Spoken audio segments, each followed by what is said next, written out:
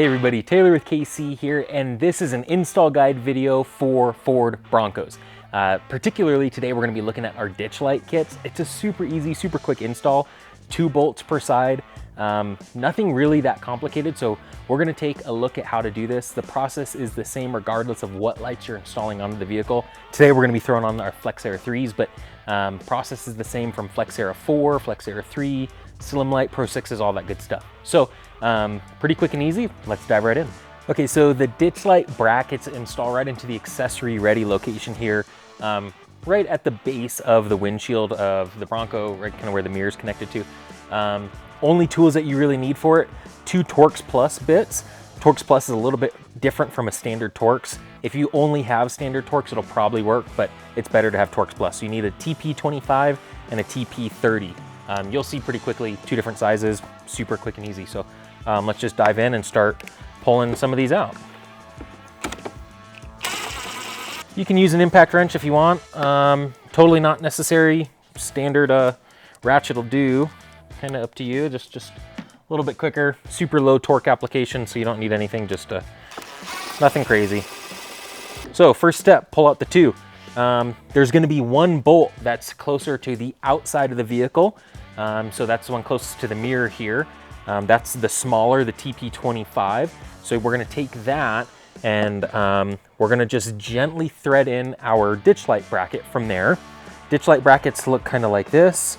You can see that they are driver and passenger side specific. Obviously you want it to mount with this up. This is where the light mounts. This is where it mounts to the vehicle itself. And you can see right here that there's a little bit of a divot inside of the plastic molding here where you want this bracket to kind of line up. So you can see this doesn't line up. So that's obviously the passenger side. This one right here, you can see this corner, this bend lines up perfectly with that. So really all we're gonna do is just get that outer one threaded in first, not super tight, just get this other one out of the way and then just kind of swivel it out of the way. The reason why we want to do that is because right under here, there's a little channel for the wire to run up. You can see that we kind of have wires already ran up through there anyway. So really you want to either grab like a panel remover tool or something along those lines to lift this whole panel up and then to slide the wire from the light underneath there. So you'll get your wire on, you'll get your light kind of loosely installed here, wire in, and then pop all that plastic back down and go like that. So that's really the process. So I'm gonna go grab a couple more tools here. Panel removal tool, just get that little bracket slid out of the way. Really, it's as simple as that. Just slide it into position. Then you can kind of pop it out. It's not gonna come all the way out of position, but you'll see that there's enough here to get your wire, your three-prong connector down through there and kind of in the back. You'll see right behind you here's that nice little channel to get into. So if you want to take this whole thing off, you can, but you have windshield wipers to remove and there's kind of tape under here holding things on, so it's just not worth it. So I'd say just lift it up as much as you can to get that wire underneath, and that's it. So once you get that, what I like to do is grab the light, right, and just get it kind of set into position on that bracket, just a couple threads going. Just a little bit so she's not going to fall off on you. Just go until that lock nut kicks in. Take your connector, kind of feed it all the way underneath that channel in the back until it kind of looks like that.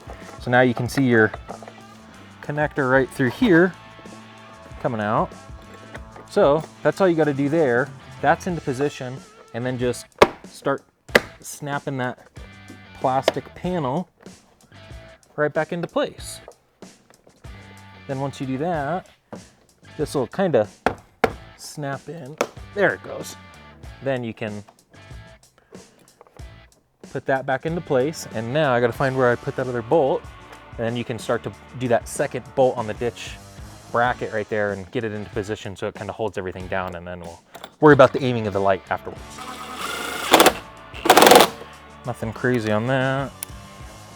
We'll get all these hand tightened with a ratchet, just to make it go quick now. Like to sink it down there. And you can see on this front, on the top of the bracket here, this one has a little bit more adjustment, so you can kind of get it lined up nicely with that molding on the plastic there. So now that we have that, now it's time to get the lights kind of into the position that we want, and then sink this down with a 17 here on these Flexera 3s.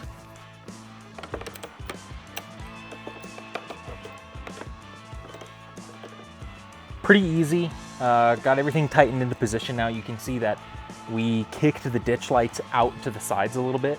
I prefer this technically just because it provides a little bit more horizontal width to the full lighting package. Get that little periphery light when you go to make sharper turns, things like that when you're in a tighter, more windy road. So I like to kick things out. Also why I like to use combo beam patterns versus a spot beam pattern that's throwing light out really far. So really with that, it's pretty simple. We got all this tightened up. We have to run the wiring now and connect it to here.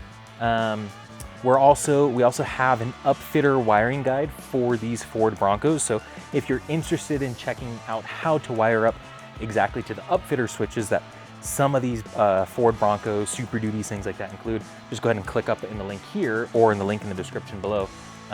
Otherwise, just follow the instructions for wiring that are included into the kit itself. It's pretty simple. Just connect a couple things to the battery, run 3 wires into the cab for the switch and mount your switch. That's pretty much it. But because we have the upfitter switches on our Bronco, we're gonna be wiring to that. So take a look at that other video, and then after that, that's pretty much it. Just wire it up and you're done.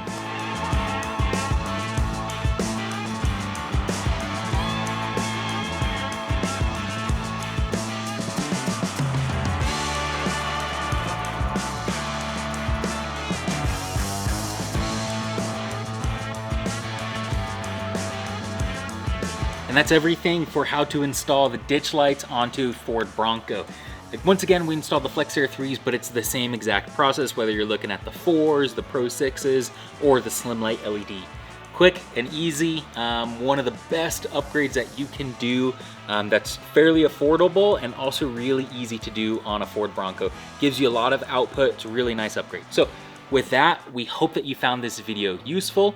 Thank you all for tuning in, and remember to adventure further.